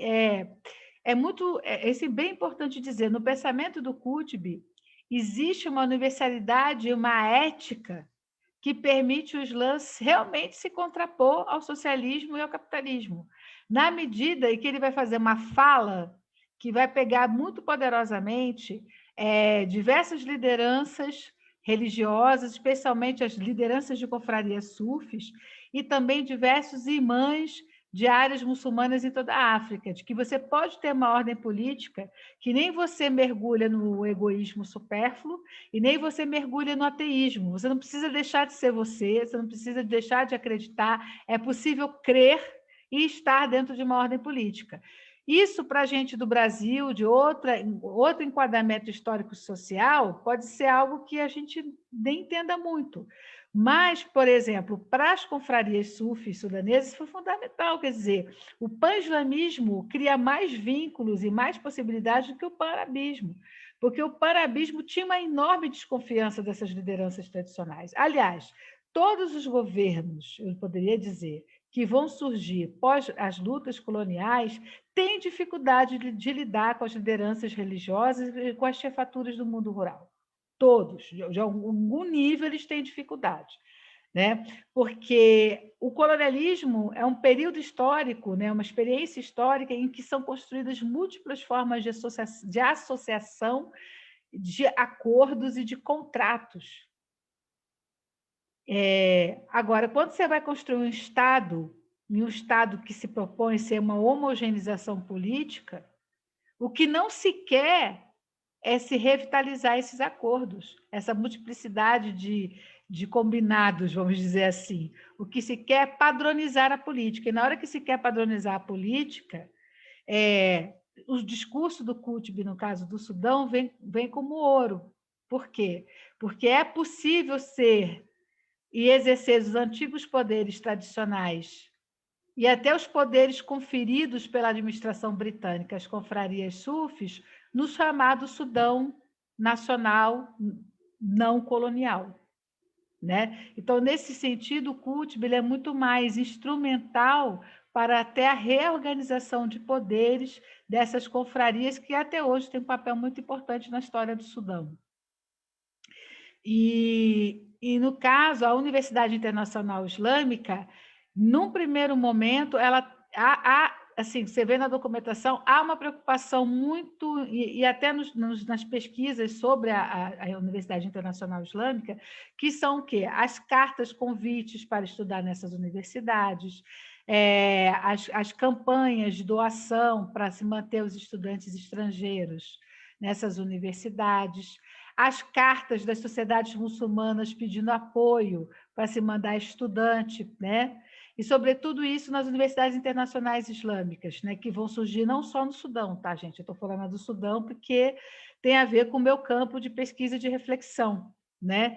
Em que, sim, a questão da formação dos imãs se coloca como um substituto, isso eu percebi, num capital muito importante chamado prestígio, que, por exemplo, eu vou contar uma história, eu não queria, mas essa história não tem nada a ver com o Sudão, mas tem tudo a ver com a pergunta do professor Lorenzo. Quando eu estive em Luanda, em 2006, por acaso o professor Lorenzo e nós nos encontramos, né, no Conluso Afro-Brasileiro. E aí eu fiz essa palestra, justamente essa palestra sobre o Islã Mahdista, sobre o período da Mahdia no Sudão, e a minha sala estava cheia de representantes muçulmanos angolanos, né? Eu falava, gente, eu não conhecia essas pessoas, eu nem sabia, eu nunca tinha ouvido falar que tinha essas representações aqui. Eu até achava que muitos eram senegaleses, né, que poderiam estar ali. Não, mas tinham angolanos convertidos ao Islã que participaram do evento. E aí aconteceu uma coisa muito interessante que eu falei assim, olha, se vocês quiserem, mas assim, gente, é a polidez de quem vem do Rio de Janeiro, né? A professora Kate entende isso. Se vocês quiserem, a gente pode amanhã continuar falando. Gente, mas é polidez de carioca, quer dizer o seguinte, eu não vou continuar com você falando. É apenas uma forma de dizer, se você quiser, a gente continua falando, mas ninguém no Rio de Janeiro vai levar isso a sério. Ela só vai entender que você está sendo gentil. Mas lá eles levaram a sério. No dia seguinte que eu cheguei no congresso, para assistir a outras mesas, Veio uma pessoa da organização e falou assim, mas a senhora tem um grupo de uns 20 muçulmanos esperando a senhora desde cedo, porque a senhora disse assim, quem quiser, a gente pode continuar no dia seguinte. Então, eles estão aqui para a senhora continuar no dia seguinte. Aí eu aprendi que nunca mais na minha vida se deve falar coisas que você não vai fazer.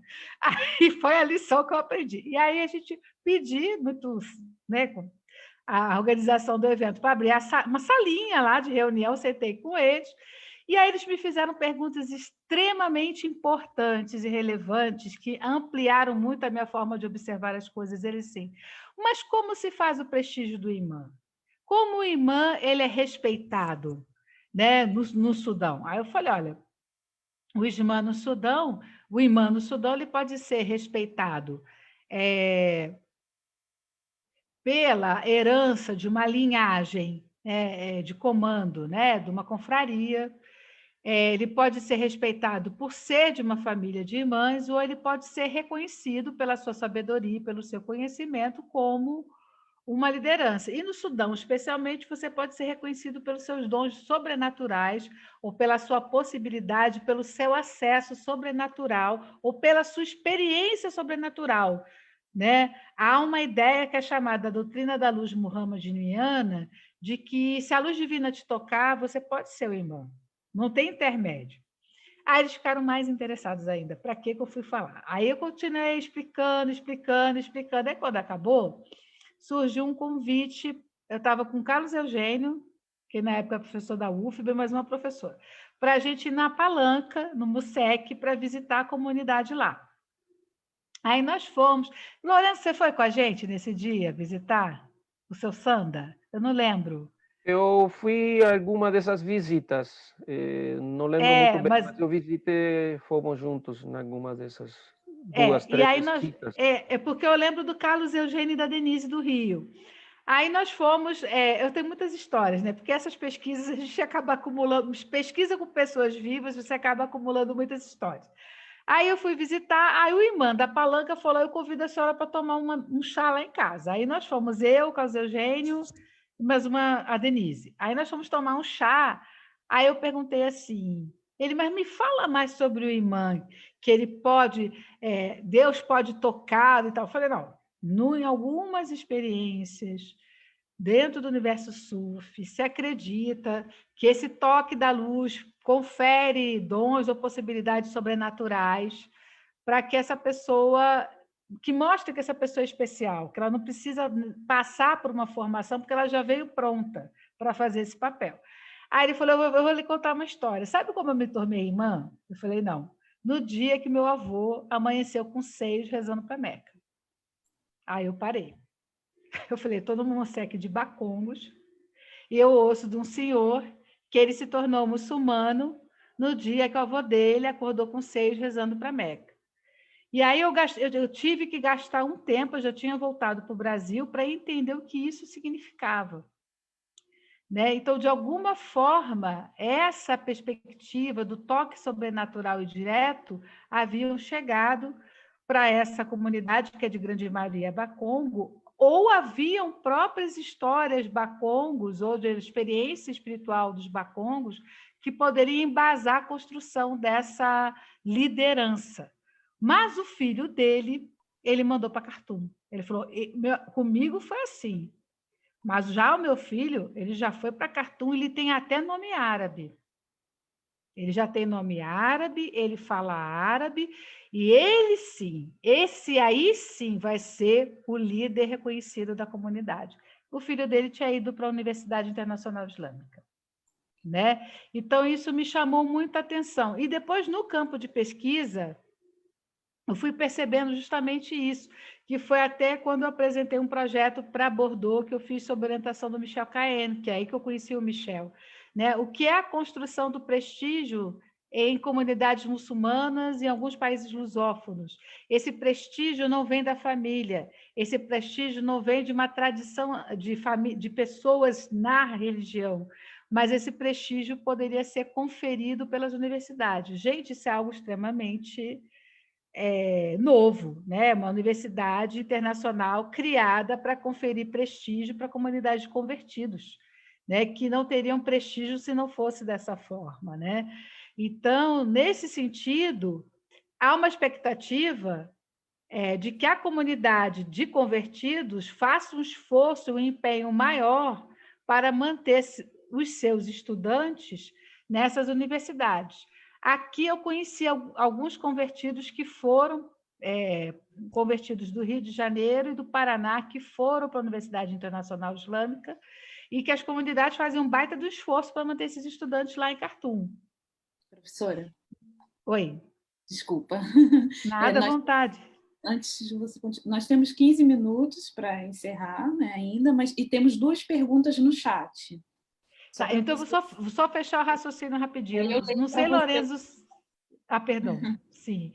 Eu não sei se eu estou respondendo, Lorenzo, o que eu estou te falando, mas, assim, o que eu percebo muito isso, que a universidade tem essa ideia, né, de ser um local de um saber... Assim, essa ideia do saber reconhecido vem por essa perspectiva de um retorno às fontes, uma leitura mais essencial da experiência religiosa, mas tem a chancela acadêmica, né? Tem o diploma universitário. Então, tem também a tradição universitária diplomando essa pessoa. E há uma ideia, assim, eu até perguntei, por que não a Universidade Al-Azhar?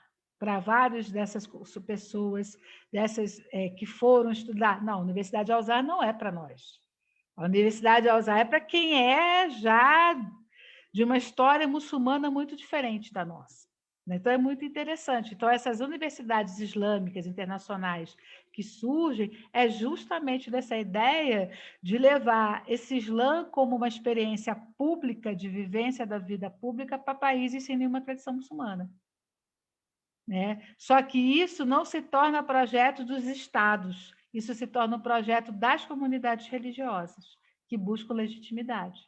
Mas, assim, em que eles falam, e meu filho, isso é muito interessante que eu ouvi lá em Angola, em Luanda, o meu filho será imã como eu jamais serei, com um diploma.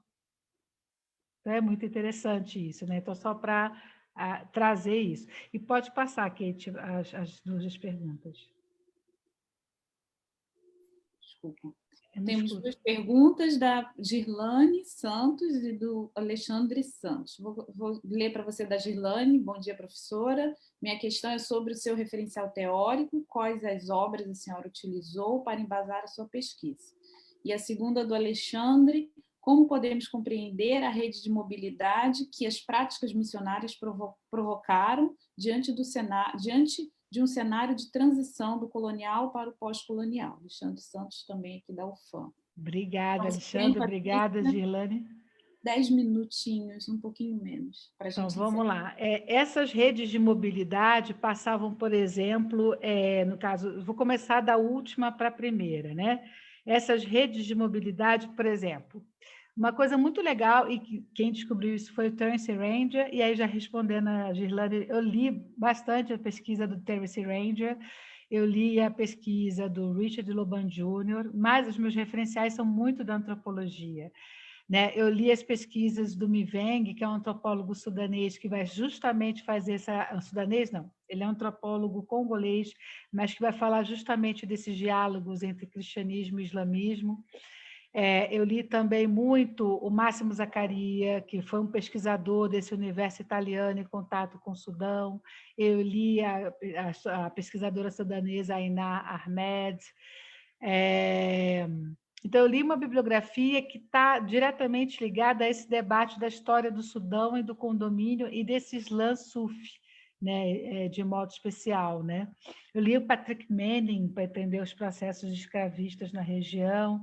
Eu li um historiador da Noruega, o Anders Björklo, que trabalha com esses circuitos de tráfico para o Império Otomano. Então, foi um tema que me permitiu ampliar e muito o meu repertório teórico. Da minha experiência brasileira, que eu vou entrar nesse campo, eu comecei com o Eric Hobsbawm, Terence Ranger, comecei com o Marc Ferrot, e esses referenciais eu fui deixando na medida que eu fui adentrando nessa bibliografia mais especializada e adequada. O legal disso tudo é que isso amplia muito os nossos horizontes e a possibilidade de se trabalhar e pesquisar, e ensinar e orientar as pessoas nos estudos africanos, né? E esse diálogo com as ciências sociais a partir da história é fundamental. Isso eu queria deixar aqui pontuado, né? E essa circularidade, por exemplo, o Terence Ranger vai dizer, tá, Alexandre? Como as missões eram ligadas a distritos missionários ou vicariatos apostólicos, elas um pouco se especializam em determinadas tarefas. Então, por exemplo, uma região, o sul do Sudão era especializado no desenvolvimento de escolas artesanais. Então, se eu sou missionária em Kampala, eu posso mandar estudantes, mesmo não sendo da minha congregação, para fazerem artes de carpintaria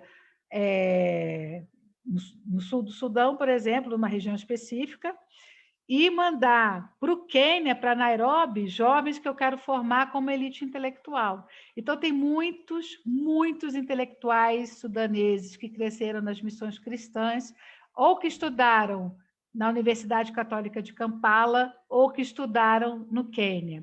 E aí o raciocínio da região é importante, porque a gente trabalha com recorte de estados, mas nessa questão e nessa história, a região tem um impacto muito importante. Eu lembro do Omar Ribeiro Tomás dizer que ele estava numa feira em Kampala, em Uganda, e na feira, comprando fruta, falando com o povo, ele ouvia falar na feira da Guerra Civil Sudanesa, né? Do conflito do Darfur, né? Que foi mais ou menos a época que ele esteve em Uganda, né? Então, quer dizer, a região é importante e as missões. E nessa ideia de espaço missionário, muitas vezes se articulavam com igrejas protestantes importantes, por exemplo, como a Igreja Anglicana. Há muito uma história de sobreposição dessas escolas e de instituições católicas e anglicanas. Eu vi isso em Moçambique, eu não esperava encontrar isso, mas no Sudão isso é largamente conhecido. Inclusive, a primeira escola chamada Comboni, a escola Comboni, que foi criada no sul do Sudão antes do Comboni College, que foi criada em Khartoum, foi uma escola fundada por anglicanos. Teve toda uma briga depois dos missionários combonianos poderem reaver o nome do fundador e poderem fundar uma escola em Khartoum. Então, essas missões elas se coligam também em distritos e em espaços mais amplos e fazem mesmo a circulação de pessoas a partir dessas especializações. Junto com as missões, a própria administração colonial, os administradores coloniais, os trabalhadores forçados também circulam nesse território, de acordo com os contratos, de acordo com o tipo de trabalho, de acordo com as empreitadas, né? Isso tudo a gente também tem que levar em consideração. E no Sudão havia linha férrea, né? E a linha férrea foi construída durante o Estado Mahdista. Os ingleses venciam os mahdistas e abriam uma linha de trem. Eu lembro até que um missionário chamado... agora esqueci o nome exatamente dele, deixa eu lembrar. O Padre Henriot, ele dizia o seguinte... Padre Henriot, não. Eu não estou lembrada agora, mas tem um missionário que vai dizer o seguinte, engraçado, cada área mahdista que eles conquistam, os ingleses abrem uma linha de trem. É para quê? Ou para os mahdistas chegarem mais rápido em direção a eles, ou para eles chegarem mais rápido em direção aos mahdistas. E aí, o que a gente percebe, a partir dessa pergunta do missionário, eu fui atrás, né? E o que a gente percebe? Que, na medida que os ingleses reconquistam, eles estabelecem novas relações com as chefaturas. E, ao estabelecerem novas relações com as chefaturas, isso era consagrado como? Na construção da linha férrea e na efetivação desse controle britânico sobre esses espaços a partir do caminho de ferro. Não sei se eu respondi, Alexandre. Obrigada, Patrícia. Bom, nós não temos... Alexandre, ok? Nós não temos mais nenhuma pergunta no chat, então vamos encerrar. Eu quero agradecer... Só um minuto. Não, só... Eles estão agradecendo, Alexandre e Dilane. Bom, eu quero agradecer a professora Patrícia pelo convite, né, pela mediação, professor Lorenzo também pela fala. Eu quero agradecer especialmente ao Instituto de Estudos Sociais, o IES, e peço desculpas por não ter citado no início. É uma honra para mim muito grande moderar essa mesa. e por isso eu acho que eu fiquei um pouquinho nervosa. Então, agradeço ao doutor Sérgio Chivanchava, diretor científico, ao doutor Salvador Forquilha, diretor do IESE, ao senhor Mário, que nos apoia e já o conheci. Então, muito obrigada a todos. Obrigada pela excelente fala, sempre generosa, Patrícia, e obrigada novamente. É um prazer conhecê-lo, Lorenzo. Então, encerramos o evento hoje do webinar com muita alegria. Obrigada. Eu só queria fazer umas últimas minhas considerações finais. Eu quero agradecer ao Dr. Forquilha, ao Dr. Sérgio Chava, pela oportunidade de poder apresentar essa pesquisa aqui. A importância que o IESE tem para levar para muito além da fronteira de Moçambique debates tão importantes e que a gente precisa tanto. Eu quero agradecer também ao professor Lorenzo, amigo, né, de longa jornada, né, um crítico, amigo, um apoiador, e a professora querida Kate, essa nova geração super bacana que está fazendo aí diferença para todos nós, trazendo tantas coisas positivas. Um forte abraço e sempre que precisarem me coloco aí à disposição para o que for necessário. Muito obrigada. Obrigada, Patrícia. Obrigado a todos. Obrigado, Patrícia, obrigado, Kate. Um abraço para os colegas do IESE também. Obrigada. Um abraço a todos. Boa tarde aos colegas do IESE. Boa tarde. Bom Muito dia. obrigado.